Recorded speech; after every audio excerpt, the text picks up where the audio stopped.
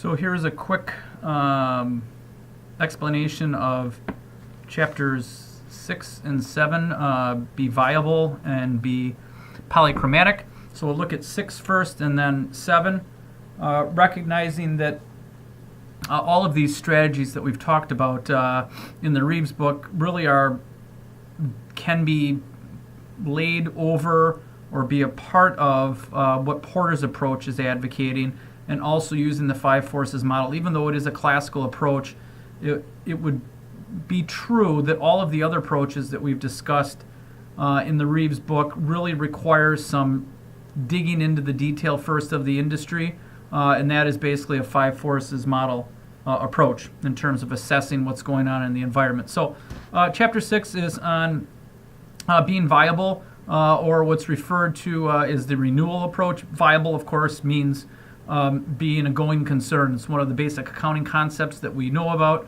that if you are not profitable, it's impossible to be a going concern or be able to exist indefinitely into the future.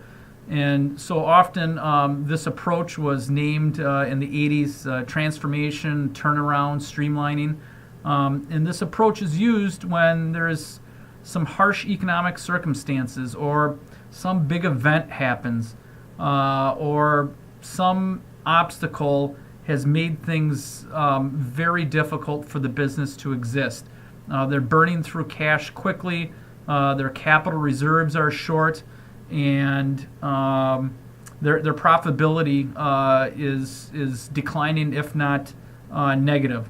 So when things have gone wrong quickly, for whatever the reason, external or internal, some without any fault of their own, the financial crisis, let's say, often firms can't continue to use and work under the strategy that they've had prior to the event. And oftentimes it is the strategy that's led to these negative consequences. So in the renewal approach, the first step is reaction, or preferably anticipation, but reacting to the event that requires a shift or change in strategic direction. But if we can anticipate it, see it coming, much like Netflix did and Blockbuster didn't, we can change our strategy. So first step is to react. Second step is to economize. Economize basically means immediately we need to shore some stuff up financially so we can just continue to be a company. Remember, this approach is used when things have gotten so bad that something dramatic has to change and drastic has to change to stop the bleeding, mostly of cash. And so step after step one, react, is economizing. That's making some really hard decisions that could include layoffs, could include shutting business units down, could include selling off different units that were actually profitable at one time. And then the third step after economizing, stabilizing the situation, is to grow. So once we've reacted, then economized, then we can't stop because nothing really has changed other than we've stabilized the situation. Is step 3, we have to grow. And really what that is pivoting now to one of the 4 strategies that we've talked about before, that are in line with the new realities. So you don't want to pivot back to the old strategy you had, because clearly it wasn't working anymore given the new realities of the market environment. Once stabilization has occurred, we pivot to the new realities, and that requires a new approach likely, or a new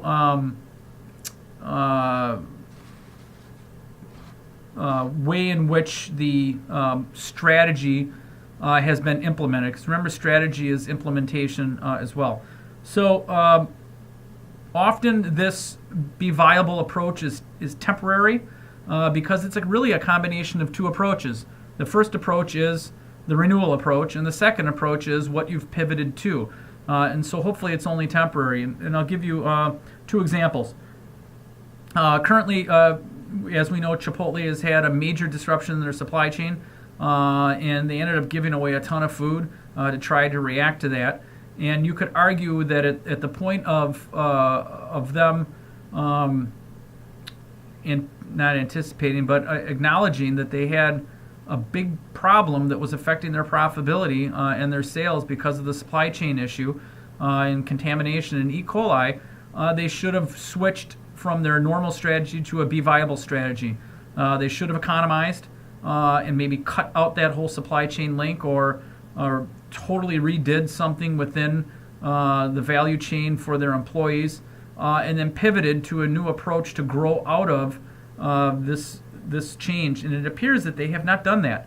They just kind of put their heads down, did a couple tactical changes, and have continued on their own path of strategy rather than pivoting to something new after they stabilized the situation. And I don't even think they've stabilized the situation.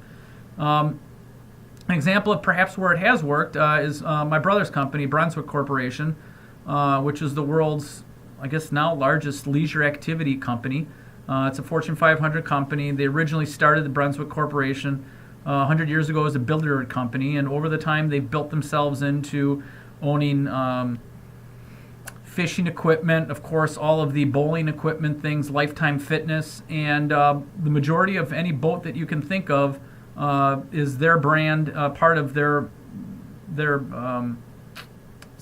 part of who they own, and then also they own Mercury Marine. So Bayliner, Four Winds, Barrington Pontoons, Windcraft,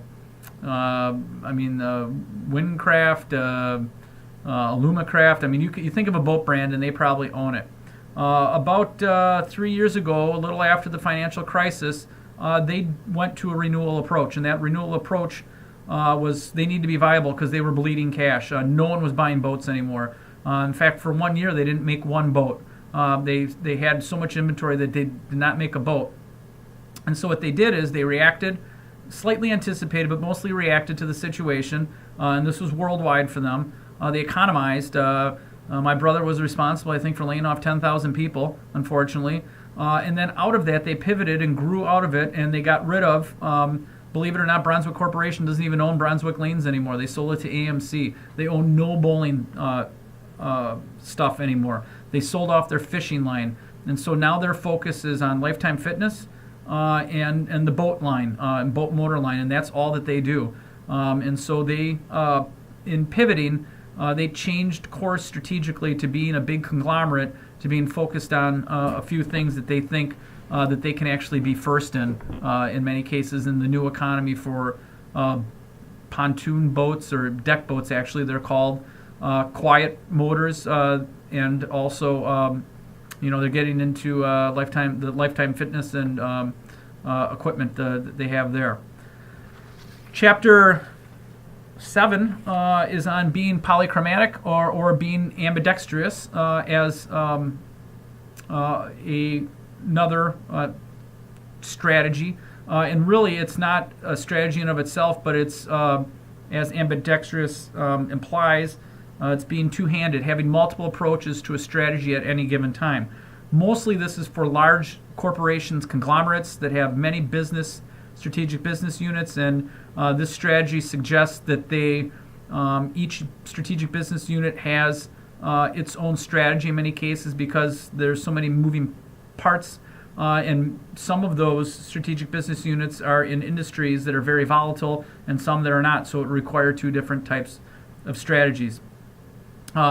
Very few can use this multiple approach at any given time, in other words, the good times and the bad times. The book referred to it as only being 2% that can successfully do this, so it's very difficult. But it appears that if you are going to do it, you can choose one of 4 ways. Separation, which is the most often used, is just separating one strategy from the next based on strategic business units. Another is switching or oscillating, going back and forth quickly in dynamic industries like technology, fashion, and healthcare. Self-organizing, where the organization is set up that even small little teams like at 3M can be their own little strategic business unit and have their own strategy relative to and different than the overall strategy of the corporation. And then huge ones that have their own ecosystems, as they referred to in Apple. But again, this approach is not considered viable for most because they're not as big and there's no need to do it. So it's for these big, large conglomerates that would be looking at this ambidextrous or polychromatic approach.